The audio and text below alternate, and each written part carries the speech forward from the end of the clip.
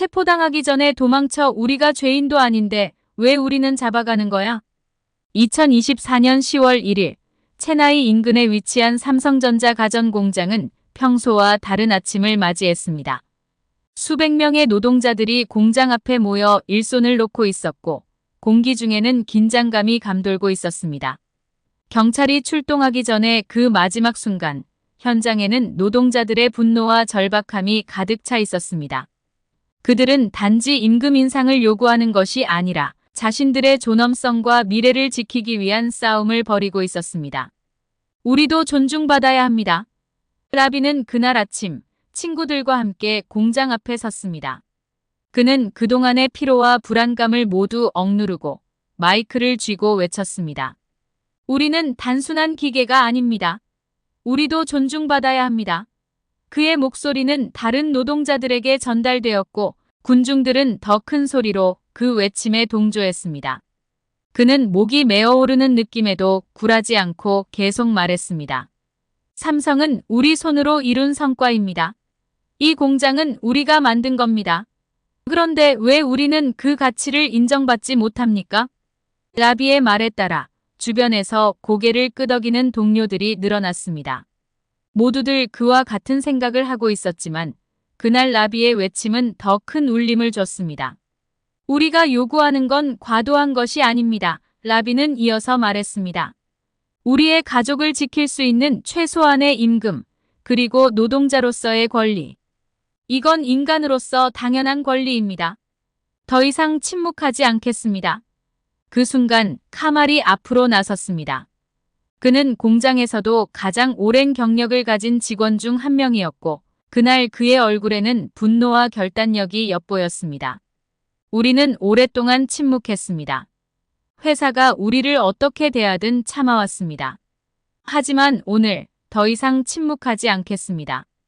카말은 동료들을 향해 손을 뻗으며 말을 이었습니다.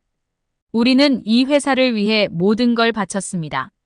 밤낮 없이 일했고 힘들 때도 묵묵히 견뎠습니다.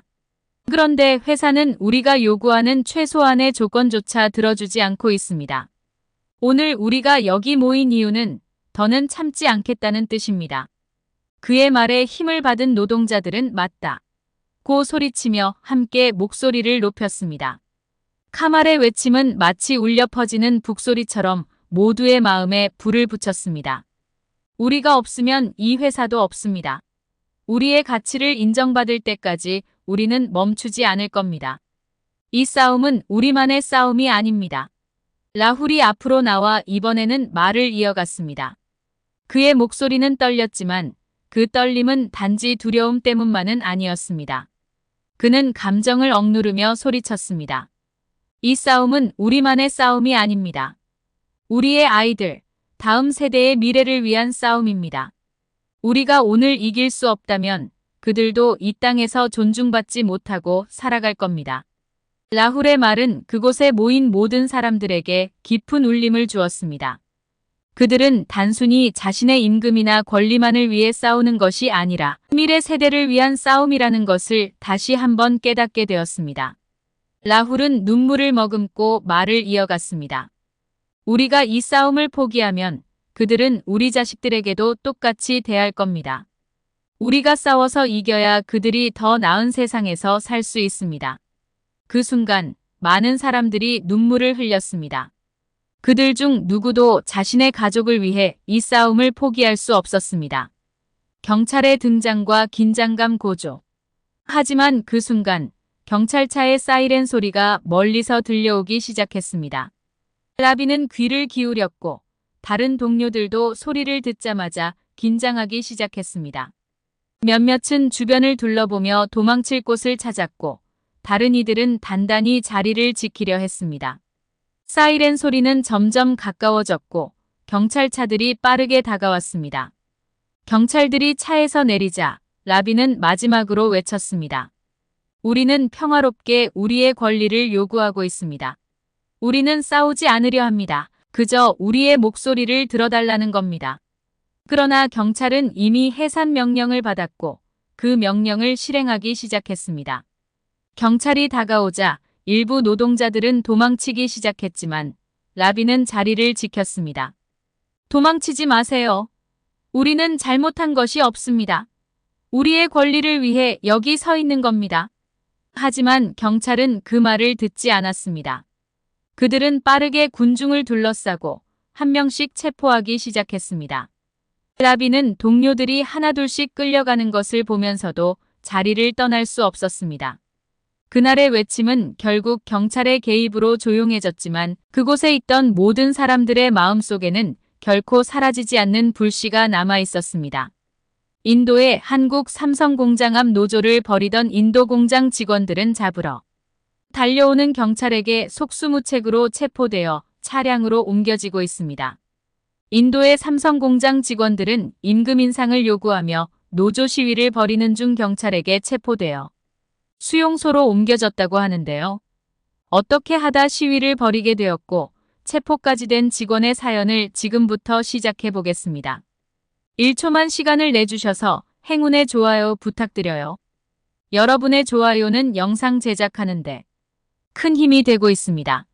그날 햇볕은 정말 뜨거웠습니다. 하늘 한가운데 있던 태양이 체나이 근처 삼성전자 공장을 내리쬐고 있었어요. 저는 지난 10년 동안 이 공장에서 일해왔는데 그날은 공장 문이 굳게 닫힌 채로 저를 포함한 많은 직원들이 밖에 모여 있었습니다. 더위에 땀이 줄줄 흘러 이마에서 닦아내야 했어요. 옷은 이미 피부에 달라붙어 있었고 공기마저 무거웠지만 그보다 더 무거운 건 우리 모두가 느끼는 긴장감이었죠. 처음에는 제 일에 자부심을 느꼈습니다. 저는 조립 라인에서 냉장고와 세탁기를 만들었고 그 제품들이 인도 전역으로 보내지는 걸 알았을 때 뿌듯했어요. 하지만 몇 년 전부터 뭔가 변하기 시작했습니다. 예전에는 괜찮다고 생각했던 월급이 더 이상 생활비를 감당하지 못하더라고요. 인도 물가가 계속 오르는데 월급은 그대로였죠. 음식값도, 집세도, 아들 학교 보내는 학비도 전부 올랐는데 월급은 그대로니 갈수록 가족을 부양하는 게 힘들어졌습니다. 게다가 일 자체도 더 힘들어졌습니다. 회사에서는 생산성을 높여야 한다고 말하며 일을 더 빠르고 많이 하라고 했죠. 물론 회사가 경쟁력을 유지하려면 효율성이 중요하다는 건 이해했습니다. 하지만 그만큼 일이 너무 힘들어졌습니다. 우리 모두가 매일 아침 일찍부터 밤 늦게까지 일했지만 그에 대한 존중이나 보상은 점점 줄어드는 것 같았어요. 저뿐만이 아니었죠. 작업 라인에서 다들 같은 이야기를 나눴습니다. 이렇게 열심히 일하는데 왜 우리를 제대로 대우하지 않는 거지? 라는 생각이 점점 커졌어요. 2024년 9월 드디어 모두의 불만이 터져 나왔습니다. 우리끼리 얘기하다가 어느 순간 결정을 내리게 된 거죠. 저를 포함해 1000명이 넘는 노동자들이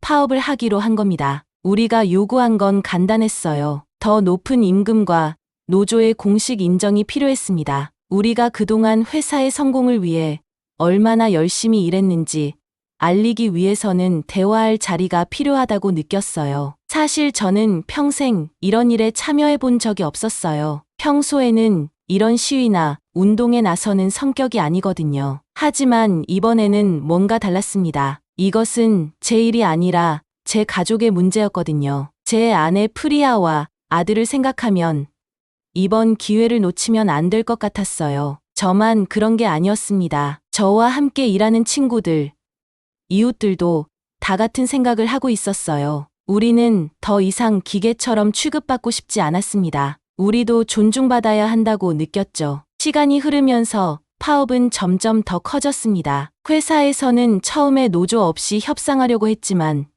우리는 그럴 수 없다고 생각했어요. 노조가 인정되지 않으면 지금 우리가 맺는 어떤 약속도 지켜질 거라는 보장이 없으니까요. 그래서 우리는 계속 버텼습니다. 그때부터 회사가 위협을 하기 시작했습니다. 삼성이 아예 인도에서 철수할 수도 있다는 이야기가 들려왔어요. 그 얘기를 처음 들었을 때 저는 충격을 받았어요. 정말 회사가 떠날 수 있을까요? 만약 삼성이 공장을 폐쇄하면 우리는 어떻게 될까요? 일자리가 없어지면 제 가족은 어떻게 먹고 살죠? 그 생각에 겁이 났지만 한편으로는 계속해서 일하되 상황이 변하지 않으면 그게 더 무서웠습니다. 밤이 되면 잠을 이루지 못했습니다. 천장을 보며 계속 생각했어요. 내가 잘하고 있는 걸까? 혹시 더 나빠지는 건 아닐까? 하지만 포기할 수 없었습니다. 여기서 멈추면 더 이상 기회는 없을 테니까요. 파업에 나선 저희는 너무 많은 걸 걸었어요. 이제는 단순히 임금 문제가 아니라 우리 가족과 동료들의 존엄을 지키는 싸움이었으니까요. 매일 아침 우리는 공장 앞에 모였습니다. 우리 목소리를 내며 요구사항을 알렸죠. 그 자리에 서 있는 동안 공기는 점점 더 무거워졌고 갈등은 더 심해졌습니다. 시간이 지날수록 우리 사이에서는 이런저런 소문이 돌았어요. 회사에서 다른 지역 공장의 노동자들을 데려와서 우리를 대신해 일시키고 있대. 그 얘기를 들었을 때 정말 속상하고 분했어요. 우리가 이 회사에서 10년 넘게 일해왔는데 그렇게 쉽게 다른 사람으로 우리를 대체할 수 있는 건가요? 그 생각에 화도 났고 더는 물러설 수 없다는 결심도 들었습니다. 9월 말이 되자 상황은 더 심각해졌습니다. 이제 경찰이 개입할 거라는 소문까지 돌았어요.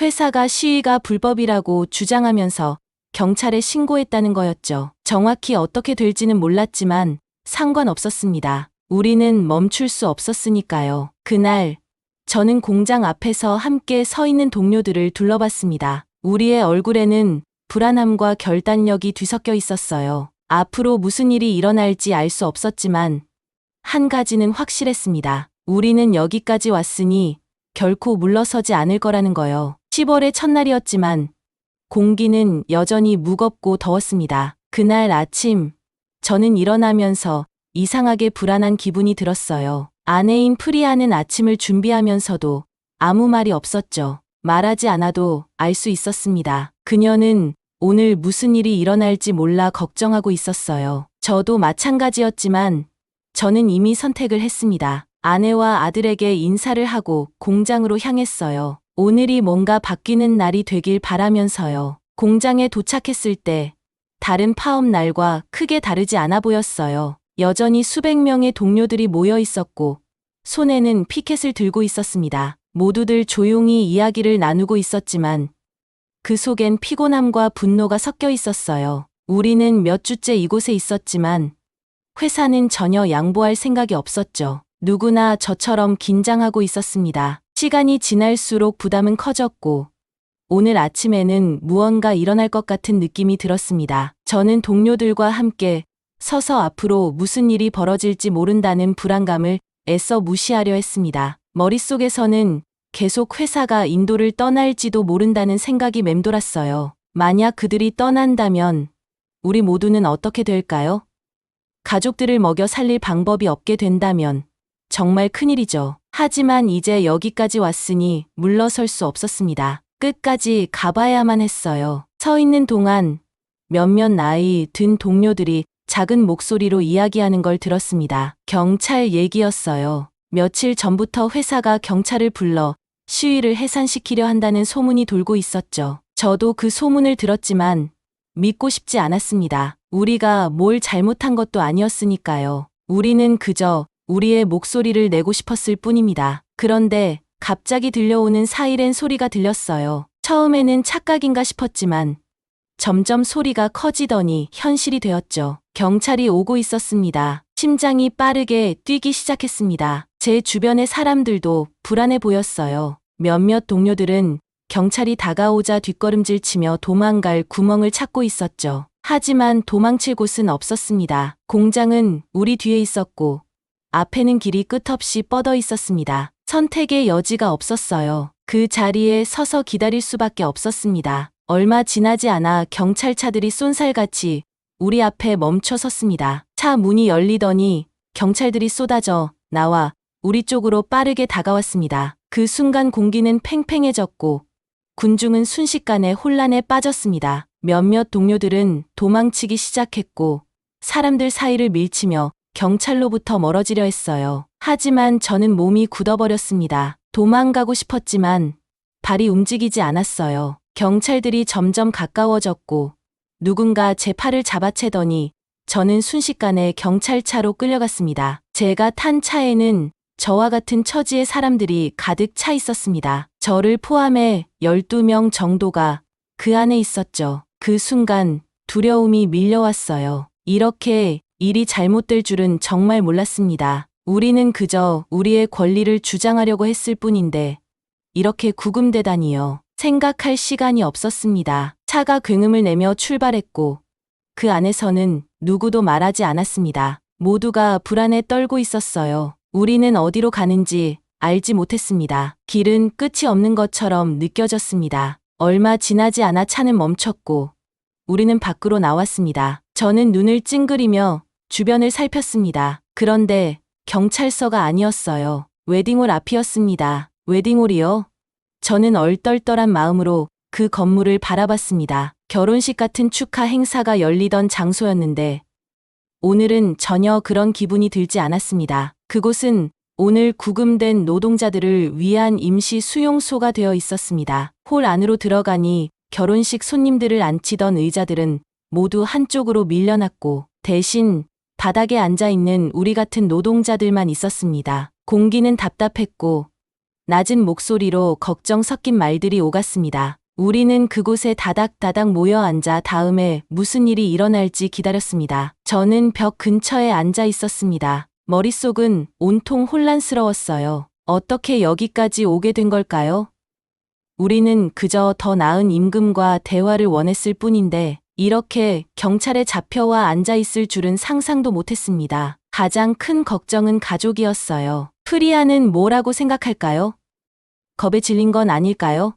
제 아들에게 뭐라고 말해야 할지 막막했습니다. 집에 돌아가지 못할 수도 있다는 생각에 마음이 무거워졌습니다. 시간이 지나면서 홀 안의 분위기는 더 무거워졌습니다. 몇몇 동료들이 소곤소곤 이야기하기 시작했어요. 다들 두려움에 떨면서도 나름대로 서로를 위로하고 있었습니다. 삼성에서 인도를 떠난다면 우리 가족은 어떻게 될지 걱정하는 목소리도 들렸습니다. 몇몇 사람들은 그래도 회사가 이제는 우리 이야기를 들어줄 것이라고 희망을 품고 있었습니다. 저는 계속 침착하려 애썼지만 자꾸만 아들이 떠올랐습니다. 오늘 아침 아들이 저를 바라보던 그 눈빛이 자꾸 생각났어요. 믿음이 가득한 눈으로 아빠가 맞는 일을 하고 있다고 생각했겠죠. 하지만 지금 이 차가운 웨딩홀에 앉아 있자니 제가 정말 옳은 선택을 했는지 확신할 수 없었습니다. 그래도 포기할 수는 없었습니다. 우리 모두가 이런 어려움을 겪으며 싸우는 이유는 분명했으니까요. 밤이 되자 홀은 조용해졌습니다. 피곤함이 몰려왔고 사람들은 지쳐갔습니다. 저는 벽에 기대어 천장을 바라봤어요. 그리고 생각이 한국으로 향했습니다. 예전에 봤던 다큐멘터리에서 한국 사람들이 얼마나 열심히 일하고 그 노력에 대해 얼마나 자부심을 느끼는지를 봤던 기억이 났어요. 삼성 같은 한국 회사들이 한국에서는 직원들을 존중하고 공정하게 대우한다는 이야기도 들었습니다. 왜 여긴 다를까요? 왜 우리는 그렇게 대우받지 못할까요? 눈을 감고 상상했습니다. 우리도 존중받고 우리의 목소리가 중요한 그런 미래를요. 과연 그런 미래가 가능할까요? 아니면 그저 꿈에 불과한 걸까요? 시간은 천천히 흘렀습니다. 웨딩홀의 소음은 서서히 사라졌고 저는 그런 생각에 잠기게 됐습니다. 오늘 벌어진 모든 일들이 마치 꿈처럼 느껴졌지만 한 가지는 분명했습니다. 우리가 원하는 건 단순한 요구가 아니라 존엄과 공정한 대우였다는 거요. 아침 햇살이 창문을 통해 들이치고 있었지만 저는 전혀 따뜻함을 느낄 수 없었습니다. 웨딩홀의 차가운 바닥에 몸을 기대어 앉아있던 제 몸은 피로와 긴장으로 뻣뻣하게 굳어 있었어요. 밤새 한숨도 못 잤지만 눈을 감고 생각에 잠겼던 시간들이 머릿속에 가득했죠. 머리 한켠에는 가족이 떠오르고 또 한편으로는 내가 선택한 길이 과연 맞는지에 대한 고민이 계속되었습니다. 그때 문이 열리고 경찰이 들어왔습니다. 우리는 해산하라는 경고를 받았고 웨딩홀에서 풀려나게 되었죠. 한동안 웨딩홀 안은 조용했지만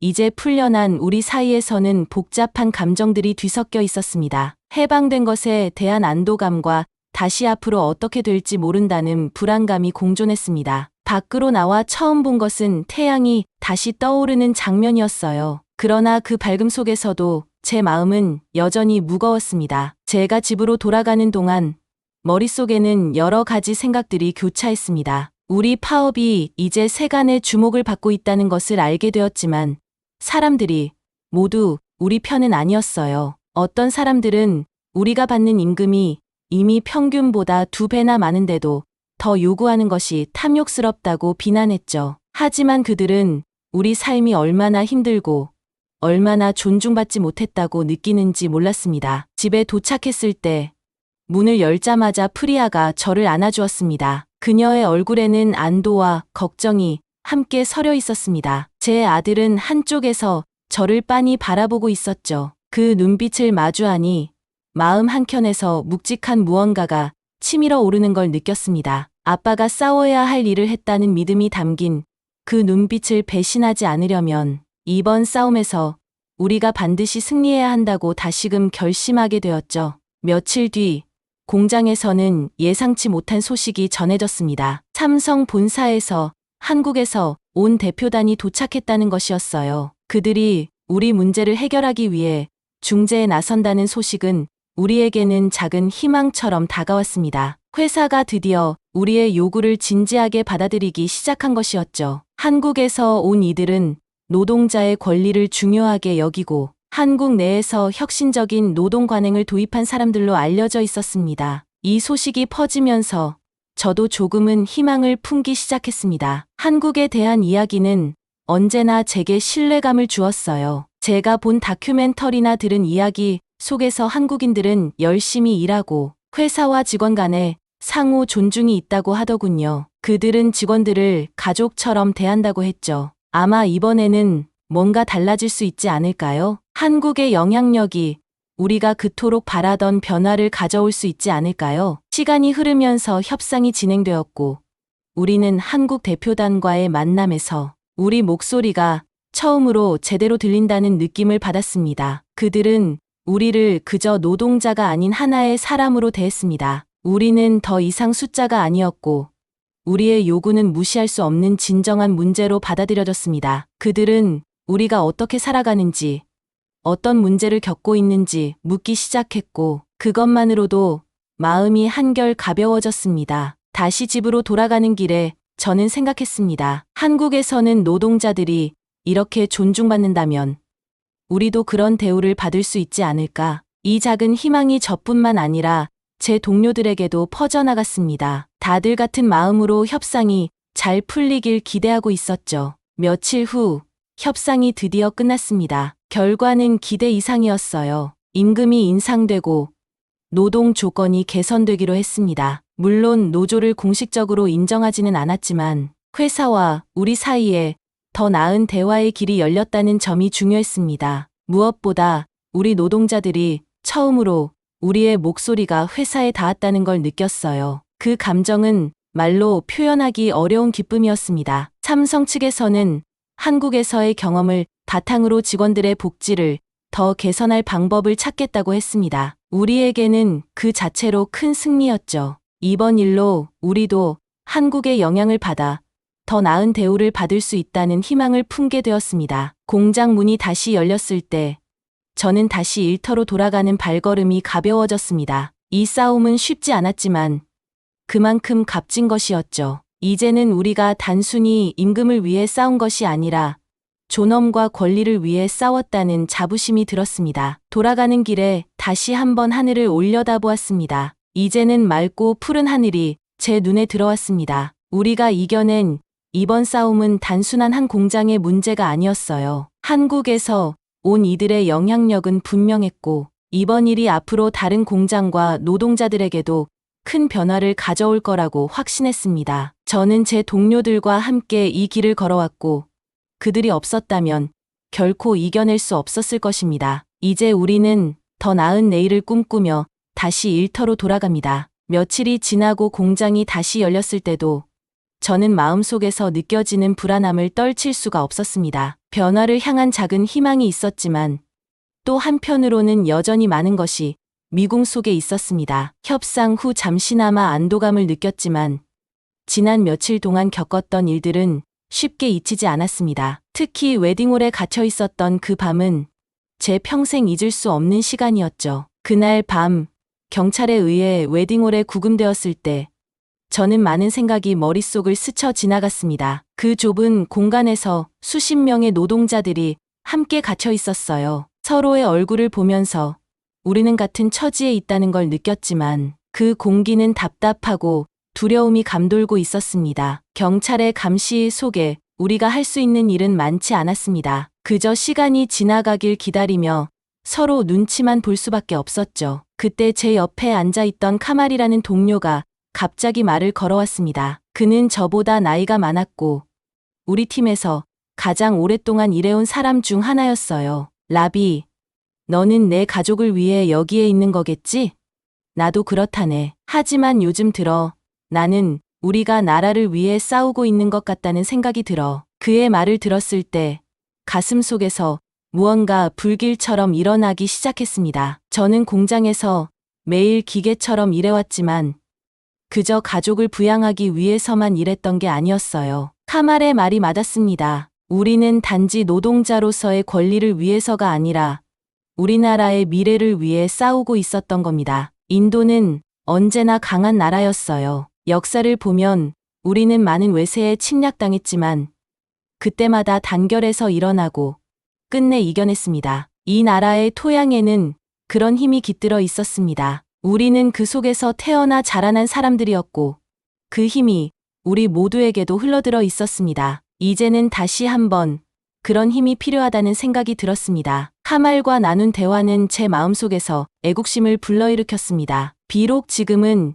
이렇게 웨딩홀에 갇혀 있었지만 우리는 단지 자신만을 위해 싸우고 있는 게 아니었어요. 우리가 요구하는 변화는 인도 노동자 전체를 위한 것이었고 나아가 우리나라가 더 나은 미래로 나아가기 위한 첫걸음이었습니다. 저는 그날 밤 제 가슴 속에 불타오르는 무언가를 느꼈습니다. 그 순간 웨딩홀 안에서 다른 동료들이 이야기를 나누기 시작했습니다. 모두들 각자의 이야기, 각자의 고민을 털어놓고 있었어요. 어떤 사람은 가족을 생각하며 눈물을 흘리기도 했고 또 어떤 사람은 이 싸움이 끝나고 나면 다시는 이런 일에 휘말리지 않겠다고 다짐하고 있었죠. 그 중에서 가장 마음에 남은 이야기는 라훌이라는 동료의 이야기였습니다. 라훌은 눈을 감고 고개를 떨군 채 조용히 말했습니다. 내가 처음 이 공장에 들어왔을 때 나는 꿈을 가지고 있었어. 내가 열심히 일하면 내 자식들이 더 나은 삶을 살 수 있을 거라고 믿었지. 그래서 밤낮 없이 일했고 나쁜 조건에도 참아왔어. 하지만 이젠 더 이상 참을 수가 없어. 내가 이렇게까지 열심히 일했는데 회사는 그걸 알아주지 않잖아. 우리 모두에게 똑같이 느껴질 거야. 라훌의 말은 모두의 마음을 울렸습니다. 저 역시 그와 같은 생각을 했었거든요. 우리는 열심히 일했고 우리 삶을 더 나아지게 만들고 싶었지만 회사는 우리를 기계처럼 대했죠. 라훌이 이야기하는 동안 많은 동료들이 고개를 끄덕이며 그를 이해했습니다. 그 순간 웨딩홀 안에 있던 우리 모두는 한마음이 되었고 우리의 싸움이 단순한 월급의 문제가 아니라는 걸 깨달았습니다. 그날 밤 저는 인도에 대한 강한 애국심을 느꼈습니다. 이 나라는 언제나 다시 일어설 힘이 있었고 지금도 그 힘은 우리 안에 존재했습니다. 그리고 그 힘이 이번 싸움에서 우리를 이끌고 있었습니다. 우리가 단결하고 끝까지 싸우면 결국 우리가 승리할 수 있다는 희망이 제 가슴에 깊이 새겨졌습니다. 그렇게 몇 시간이 지나고 마침내 웨딩홀의 문이 열렸습니다. 경찰은 우리에게 경고하고 모두 풀어주었습니다. 문을 나서면서 저는 다시 한번 인도의 하늘을 바라보았습니다. 이제 우리의 싸움은 끝나지 않았다는 것을 알고 있었지만 그날 밤의 경험은 저에게 큰 교훈을 주었습니다. 공장으로 다시 돌아가면서 저는 가슴 깊은 곳에서 인도의 미래를 생각했습니다. 그리고 이번 싸움이 단순히 우리 세대를 위한 것이 아니라 다음 세대를 위한 것이기도 하다는 걸 깨달았습니다. 우리 아이들이 더 나은 환경에서 일하고 존중받는 사회에서 살아갈 수 있도록 우리는 끝까지 싸워야 한다는 결심이 다시금 들었습니다. 이번 일로 저와 동료들은 단순한 노동자가 아닌 인도의 미래를 위한 작은 영웅들이 되었다는 느낌이 들었습니다. 공장 일이 다시 시작되었을 때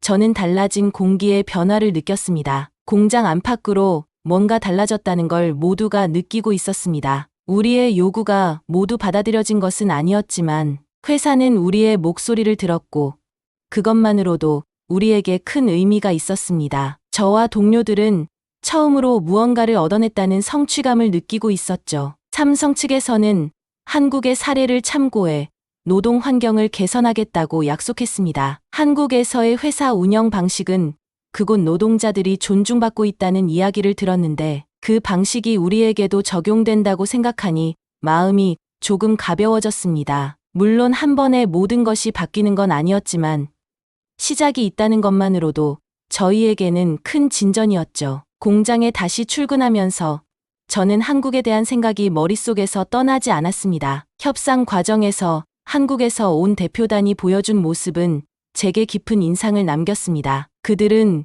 우리가 겪고 있는 문제에 대해 진지하게 들어주었고 우리를 그저 노동자가 아닌 사람으로 대했습니다. 그들의 태도에서 저는 그들이 어떻게 일하는지 그리고 왜 한국이 그렇게 발전했는지 알 수 있었던 것 같아요. 저는 시간이 날 때마다 한국에 대해 더 알아보려고 했습니다. 인터넷을 통해 한국의 기업 문화와 노동 환경에 대한 기사를 찾아 읽기 시작했어요. 제가 알게 된 사실들은 정말 놀라웠습니다. 한국은 1960년대까지만 해도 지금의 인도처럼 어려운 경제 상황에 놓여 있었다고 했습니다. 하지만 그들은 열심히 일하고 협동하고 자신들의 목표를 위해 달려가면서 지금의 성공을 이뤄냈다고 하더군요. 한국의 기업들은 이제 전 세계에서 인정받고 있었습니다. 그들의 제품은 혁신적이고 품질이 뛰어났으며 삼성은 그 중에서도 가장 큰 성공을 거둔 기업 중 하나였습니다. 제가 일하는